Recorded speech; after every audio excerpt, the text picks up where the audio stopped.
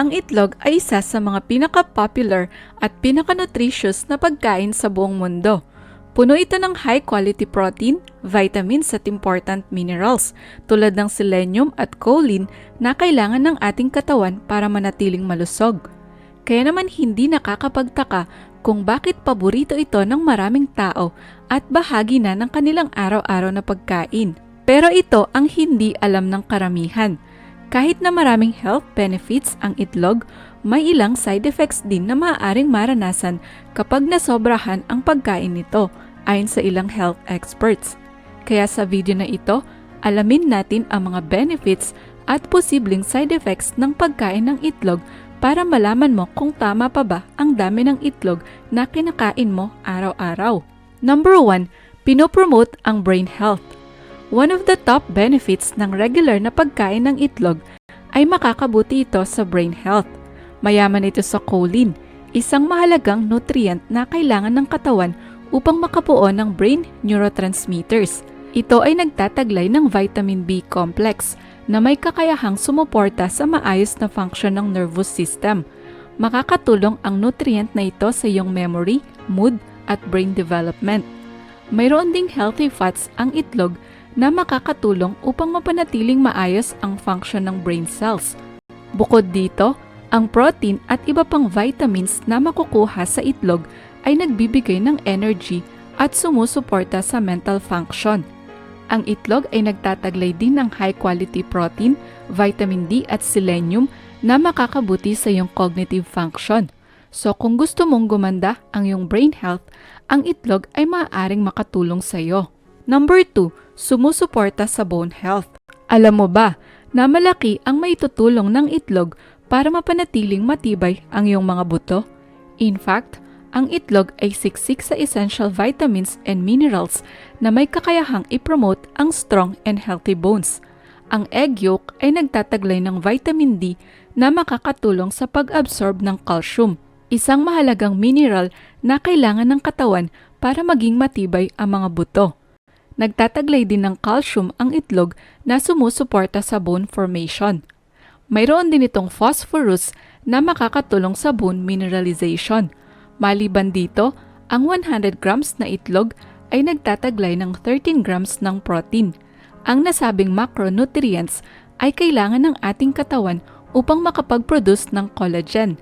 Sinusuportahan nito ang muscles at pinopromote ang flexibility at matibay na mga buto. Pinopromote rin ng protein ang calcium absorption na makakabuti sa bone density. Therefore, ang itlog ay makakatulong para lumakas ang iyong pangangatawan at maiwasan ang pagrupok ng mga buto.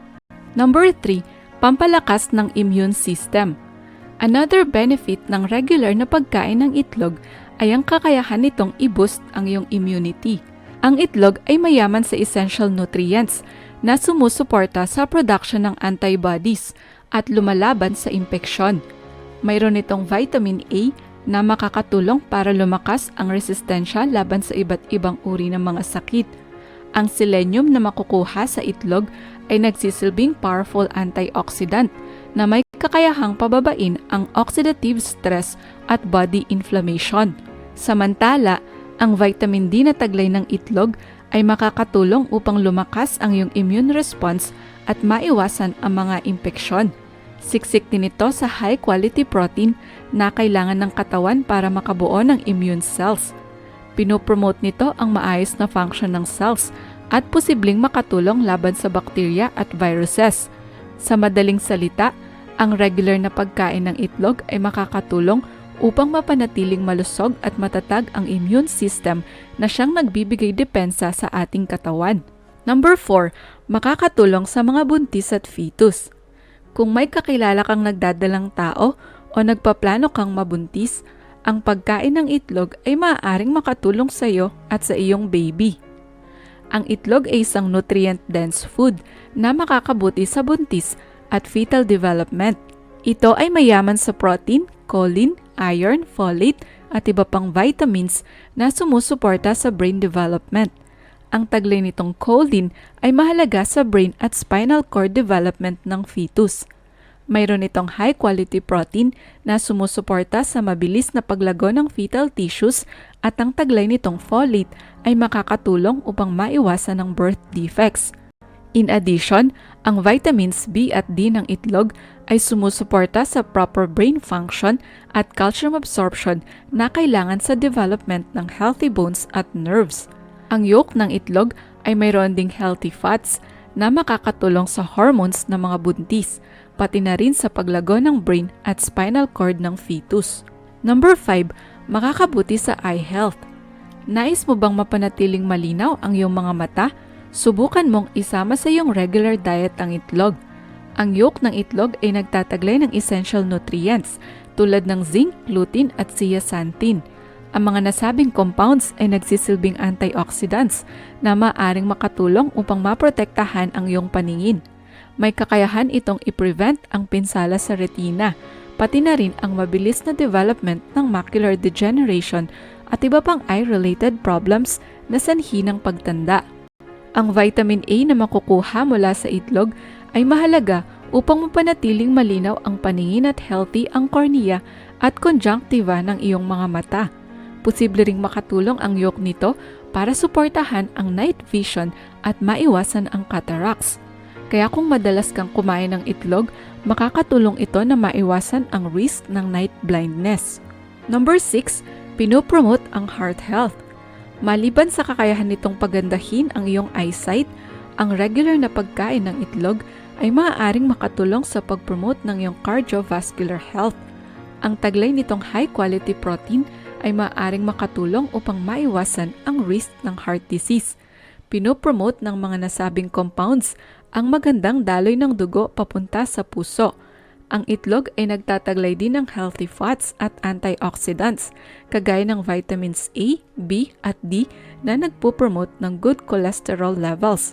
Ang good cholesterol o HDL ay mahalaga dahil mayroon itong cardioprotective effects. Pinoprotektahan din ng mga antioxidants ang iyong puso laban sa pinsalang dulot ng oxidative stress na isa sa pangunahing sanhi ng heart disease. Although maaari itong magdulot ng high blood cholesterol, ang pagkonsum ng isang itlog kada araw ay safe para sa mga taong walang existing health condition. That's why ang itlog ay magandang isama sa healthy at balanced diet. Number 7, sumusuporta sa metabolism. Lingid sa kaalaman ng iba, ang itlog ay isang powerful metabolism booster. Dahil sa taglay nitong high-quality protein, may kakayahan ang itlog na i-trigger ang high thermic effect habang tinutunaw ang pagkain. As a result, tinitrigger nito ang katawan na tunawin ang calories. Ang protein ng itlog ay makakatulong din para mapanatiling maganda ang muscle mass na kailangan sa metabolic activity at pagtunaw ng calories habang nagpapahinga. Moreover, ang itlog ay mayaman sa choline, selenium at B vitamins, kagaya ng B2, B6 at B12 na sumusuporta sa energy production, hormone regulation at metabolic function. Kaya kung nais mong gumanda ang metabolism ng iyong katawan, ang itlog ay mainam na isama sa iyong regular diet. Mas makakabuti rin na isama ito sa iyong breakfast meals para mabawasan ang iyong calorie intake. Number 8, makakatulong sa weight management. Dahil sa taglay nitong mga essential nutrients, ang itlog ay patok na patok sa mga health enthusiast, lalo na sa mga nagbabawas ng timbang. Ito ay makakatulong sa weight management dahil ang itlog ay low in calories. Ang isang pirasong itlog ay nagtataglay lang ng halos 70 to 78 calories.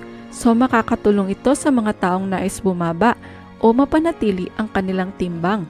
Ang itlog ay nagtataglay din ng high protein na nagpupromote ng satiety, feeling of fullness o pagkabusog. In fact, kaya ng itlog pataasin ang iyong satiety index by 50% kaysa sa tinapay. Dahil dito, siguradong hindi ka agad magugutom at mababawasan ang iyong calorie intake. Siksik din ang itlog sa vitamins at minerals na makakatulong para maging healthy ang iyong katawan kahit nagbabawas ka ng timbang. Sa madaling salita, ang itlog ay hindi lang nakakabusog, makakatulong din ito para maging healthy, balanced, at sustainable ang iyong weight loss journey. Pero bago ka kumain ng itlog, alamin muna natin ang mga posibleng side effects nito. ang itlog ay talaga namang napakasustansya at mataas sa protina. Gayunpaman, ang pagkain ng itlog na hindi nalinis o niluto ng maayos ay posibleng mayroong salmonella at iba pang bakterya. Dahil dito, ang itlog ay maaaring magdulot ng diarrhea, fever, abdominal cramps, vomiting at nausea. Ang labis na pagkonsum ng itlog, lalo na ng egg yolk, ay posibleng magdulot ng high blood cholesterol at heart problems dahil nagtataglay ito ng high cholesterol levels. Kaya naman ang labis na pagkain ng itlog ay dapat iwasan ng mga taong may existing heart disease. May ilang tao rin na maaaring makaranas ng allergic reactions pagkatapos kumain ng itlog dahil sa pag-overreact ng immune system sa taglay nitong proteins tulad ng ovalbumin at ovomucoid. Ang mga nasabing compounds ay posibleng magdulot ng rashes, itchy feeling, inflammation at difficulty in breathing. In worst cases, ang proteins ng itlog ay maaaring magdulot ng anaphylaxis sa mga taong may asthma, eczema o food allergies. Additionally, ang pagkain ng hilaw o undercooked na itlog ay maaaring magdulot ng sintomas ng impeksyon. Kung kaya't mahalagang lutuin ng mabuti ang itlog bago ito kainin at pumili ng sariwang itlog para maiwasan ang foodborne illness. Therefore, makakabuti na kumonsulta muna sa doktor o dietitian ang mga taong may existing health condition o iniinom na medication upang maiwasan ang mga posibleng side effects ng itlog. Ano ang recommended daily intake ng itlog? Dahil sa mga posibleng side effects nito, ang itlog ay dapat i-consume in moderation. Ang recommended daily intake ng itlog ay 1 to 2 pieces per day. Mas mainam din kung ito ay boiled egg. Pero paano mo nga ba mapapanatiling safe ang pagkain ng itlog? Kung first time mong kakain ng itlog, tiyakin na ito ay naluto ng maayos. Dapat ding pumili ng fresh eggs na walang bitak ang shell at itago sa ref upang mapanatili ang freshness nito. Higit sa lahat, kahit na masustansya pa ang itlog, mainam na i-consume ito in moderation at iwasan ang sobra-sobrang pagkain nito.